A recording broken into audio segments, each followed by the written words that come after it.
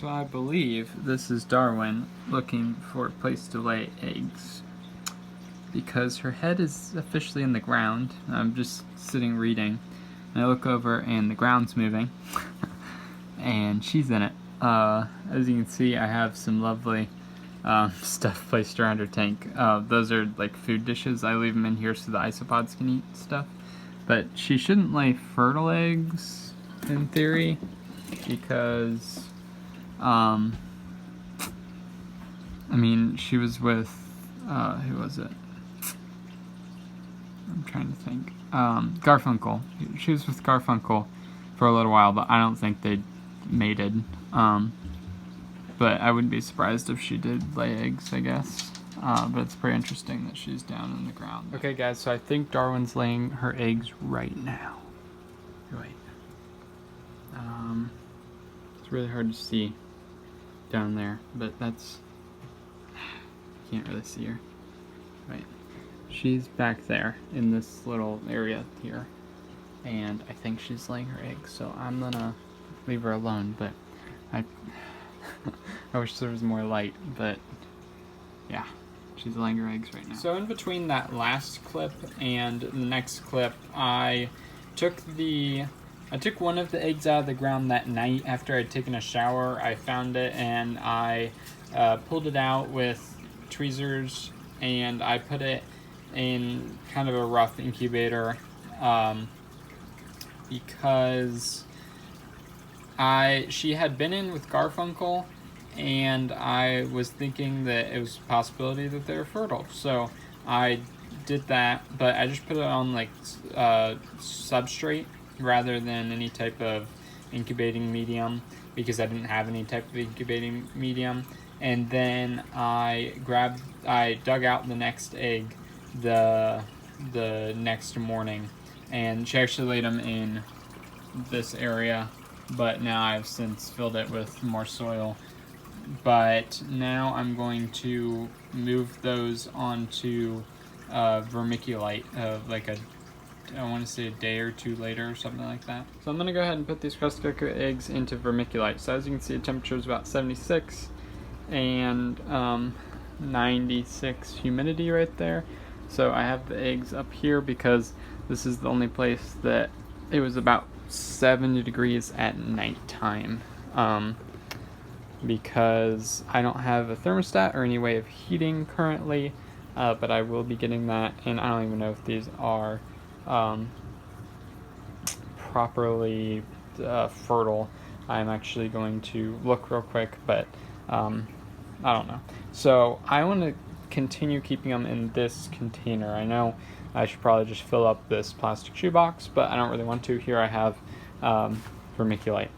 So what I'm going to do is I'm going to put some vermiculite in this thing and put those in there, and then I'm going to take this out, rinse it out, get the dirt out, whatnot. I just put dirt in there temporarily because we didn't have any vermiculite, because I've never done this before. But I'm preparing now. These ones I have no hope of hatching because I have no idea what I'm doing, but I also don't think they're fertile, but there's a possibility they are, so I guess I need to start doing this then. So I'm going to go ahead and move them over, and then I will put vermiculite in there. Okay, so here they are. I just did that process real quick. I probably most definitely put way too much water in this. I kind of just saturated it a bit, and then I dumped the water out. It's probably too much, so I guess I'll watch the humidity or something. I'm also kind of worried that the water that I used was, I mean, not cold. It should have been room temperature because I used water that was in here already, so that shouldn't be too much of a problem. But I'm going to go ahead and put that back up there, and then I'll get a thermostat at some point rather than this, or I'll still have this so I can check humidity. But I'm just going to go ahead and place it back up here. The issue is that it just fluctuates throughout the day, which is fine. But I guess I'm worried. I kind of get worried that it'll get too hot and too cold, because while it does fluctuate, in some areas it would be like good during the day, but then during nighttime it would be too cold. And then like this area seems to be all right, but then if I close my door, because I'm working on work in here and there's people out there. Then it gets like quite warm in here, like higher 70s. So I've just been looking over at this, which you can't really see when it's in this light, but like right now it's about 68, but that's probably because of the the water or whatever I just added in there. So I'm gonna keep it like that rather than just putting it in the bottom of this container, and we'll see how it goes. I've read that you could just add more vermiculite, or like replace some of the wet stuff with the dry stuff to hopefully manage to like bring down the humidity, but I don't think it being like super humid is a problem with these guys, considering when you look at the air humidity in New Caledonia, and it's like 100% like all the time. It just is always raining there and stuff. So I don't think the humidity is too bad as long as I keep it high, which I don't think is going to be an issue. So hopefully they don't mold, and hopefully they're fertile. I checked. I don't know what I'm looking for exactly, though. Apparently they're supposed to be like red veins. I didn't see any red veins, but they're also kind of covered in soil and stuff. So maybe I'll look again later, just give it a couple days and stuff. But I washed my hands and everything before, and I washed out the tub after I got out the dirt and stuff. So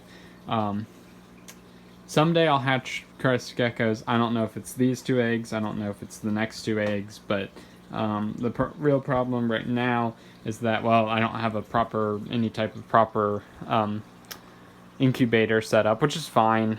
What I think I'm going to do is over here, I have this space right here. There's actually a crested gecko in that tub, but like one of these tubs, and I just need to wash the tub because it had my roaches in it before. But what I'm going to do is I'm going to set that up with a thermostat and some type of heat source, and just keep it at like just make sure that it doesn't get any, that the heat source keeps it at like a temperature so it doesn't get any lower than like 70 degrees or something. And then I'll just let the normal fluctuate throughout my room, and we'll just see how that goes. Or maybe like 69, 68, something around there. But just have those down there, and then I don't really have to worry about them. But also, and more importantly, I have the female that laid them, but the males that I have aren't like her size. So the reason I'm trying to incubate these is that I did have her in with Garfunkel, but I'm not sure if they was it copulated? I think that's how the proper term or something. But Garfunkel passed away, so for unknown cause there.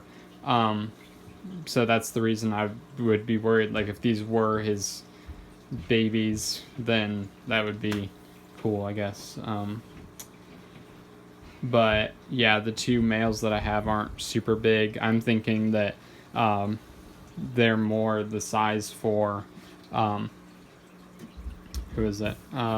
Teddy. So once Teddy starts laying eggs, that'll be something. But even still, I need to get them into the new enclosures. I've been doing some research on those, and I will be building those at some point. Summer's pretty soon, 2 weeks left, and then I can just start working on projects every single day, all day, and I'm gonna get so much crap done. It's gonna be fantastic. Hope that you guys enjoyed this video. This isn't a demonstration video. I don't know what I'm doing in this video, so don't use this as a guide, or don't follow what I'm doing. I've never hatched out crested geckos. I'm kind of just figuring it out as I go. So I hope that you guys enjoyed. If you did, like down below. If you have any comments or concerns, from the comments below. And if you want more content, then subscribe. Have a fantastic day.